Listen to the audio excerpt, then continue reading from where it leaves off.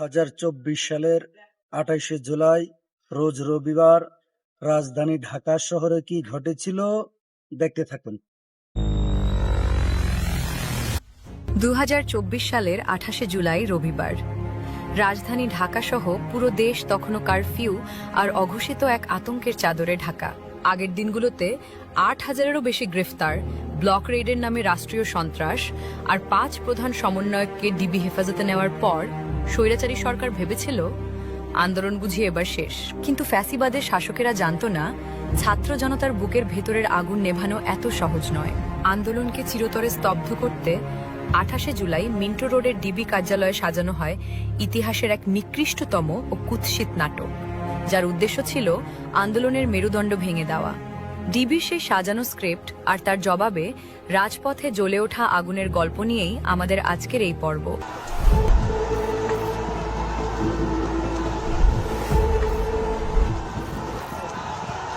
28শে জুলাই 2024 বৈষম্য বিরোধী ছাত্র আন্দোলনের অন্যতম নারী সমন্বয়ক নুসরাত তাবাসসুমকে ভোর রাতে রাজধানীর মিরপুরের একটি বাসা থেকে জোরপূর্বক তুলে নিয়ে যায় ডিবি পুলিশ। ফ্যাসিবাদের মূল লক্ষ্যই ছিল আন্দোলনের নেতৃত্বকে পুরোপুরি পঙ্গু ও বিচ্ছিন্ন করে দেওয়া। দিনভর নানা আলোচনা, গুঞ্জন ও অনিশ্চয়তার পর সন্ধ্যার দিকে সামনে আসে এমন একটি ঘটনা যা মুহূর্তের মধ্যেই দেশের রাজনৈতিক ও সামাজিক অঙ্গনের কেন্দ্রবিন্দুতে পরিণত হয়। সন্ধ্যার দিকে গণমাধ্যমে প্রকাশ করা হয় ডিবি কার্যালয়ে বন্দী থাকা বৈষম্য বিরোধী ছাত্র আন্দোলনের 6 সমন্বয়কের একটি ভিডিও বার্তা। কোটা সংস্কার আন্দোলন ও তার প্রেক্ষিতে উদ্ভূত পরিস্থিতিতে অনেকে অপ্রত্যাশিতভাবে আহত এবং নিহত হয়েছে।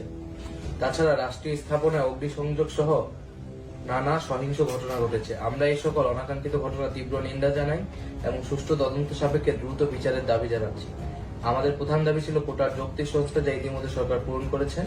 এখন শিক্ষার সুষ্ঠু পরিবেশ নিশ্চিত করার লক্ষ্যে দ্রুত শিক্ষা প্রতিষ্ঠান খুলে দেওয়ার জন্য সরকারের প্রতি জোর আহ্বান জানাই।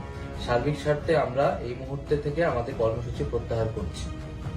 কয়েক ঘন্টা আগেও যেখানে আলোচনার কেন্দ্র ছিল কারফিউ আর গণগ্রেপ্তার, সেখানে সন্ধ্যার পর পুরো দেশের আলোচনার মূল কেন্দ্রবিন্দু হয়ে ওঠে এই একটি ভিডিও বার্তা। ভিডিও বার্তায় দেখা যায় ডিবি হেফাজতে থাকা সমন্বয়কেরা চলমান সমস্ত কর্মসূচি প্রত্যাহারের ঘোষণা দিচ্ছেন এবং সবাইকে শান্ত থাকার আহ্বান জানাচ্ছেন। ভিডিওটি প্রকাশের সঙ্গে সঙ্গেই ফ্যাসিবাদের তোষামোদকারী দাস সংবাদ মাধ্যমগুলো একে ব্রেকিং নিউজ হিসেবে প্রচার করা শুরু করে। কিন্তু এই কুৎসিত হারুন আঙ্কেলের ভাতের হোটেল আর জোরপূর্বক আদায় করা বিবৃতি এ দেশের সচেতন ছাত্র জনতার চোখ এড়াতে পারেনি। ডিবির অন্ধকার প্রকোষ্ঠে গুরুতর আহত শিক্ষার্থীদের ওপর বন্দুকের নল ঠেকিয়ে চরম মানসিক ও শারীরিক নির্যাতন চালিয়ে যে এই স্ক্রিপ্ট তৈরি করা হয়েছিল তা নাহিদ ইসলামের চোখের ভাষা আর বাকিদের মুখের অবয়ব দেখেই স্পষ্ট বোঝা যাচ্ছিল।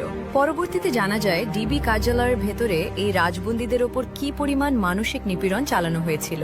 টানা কয়েকদিন ঘুমোতে না দিয়ে, পরিবারের সদস্যদের জীবনের হুমকি দিয়ে এবং পাশবিক মানসিক টর্চার করে এই বিবৃতি দিতে বাধ্য করা হয়েছিল।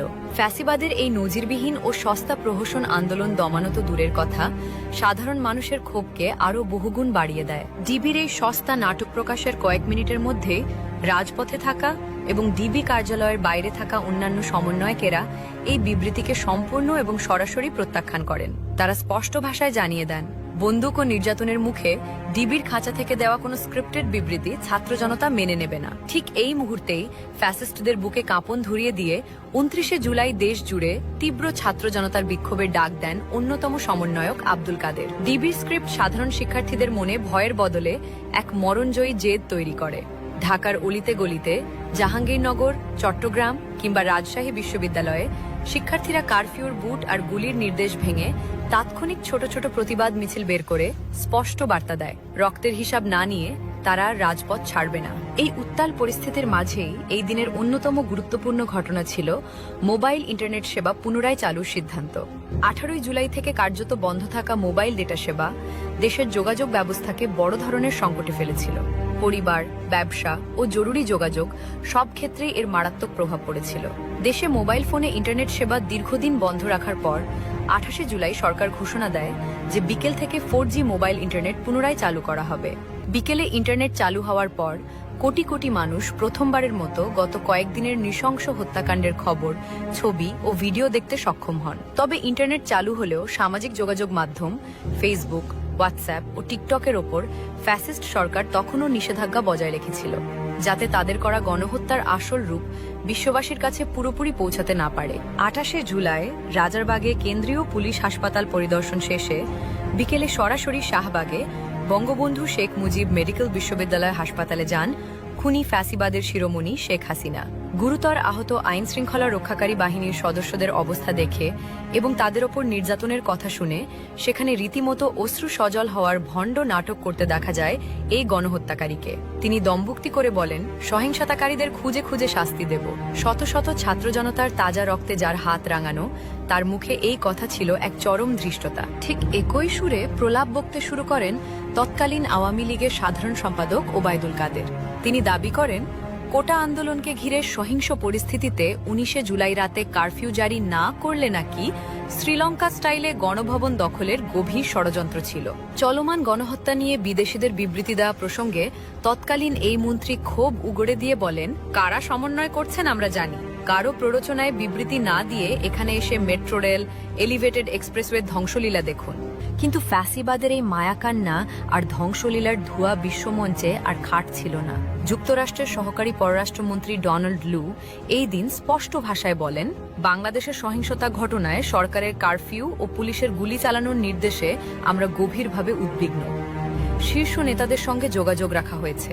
এদিকে আইএসপিআর এর এক বিবৃতিতে বলা হয়, বাংলাদেশ সেনাবাহিনী সম্পর্কে মিথ্যা অপপ্রচার চালানো হচ্ছে, যা তারা প্রত্যাখ্যান করেছে। আর এই দিনেরই শেষ ভাগে সন্ধ্যার দিকে তৎকালীন স্বরাষ্ট্রমন্ত্রী আসাদুজ্জামান খান কামাল অবশেষে গণমাধ্যমের সামনে সরকারিভাবে স্বীকার করতে বাধ্য হন যে কোটা সংস্কার আন্দোলন ঘিরে সারা দেশে অন্তত 147 জন নিহত হয়েছেন। সাম্প্রতিক সহিংসতায় এখন পর্যন্ত 147 জন মৃত্যুর সংবাদ আমাদের কাছে আছে। যদিও প্রকৃত সংখ্যা ছিল এর চেয়ে বহু গুণ বেশি।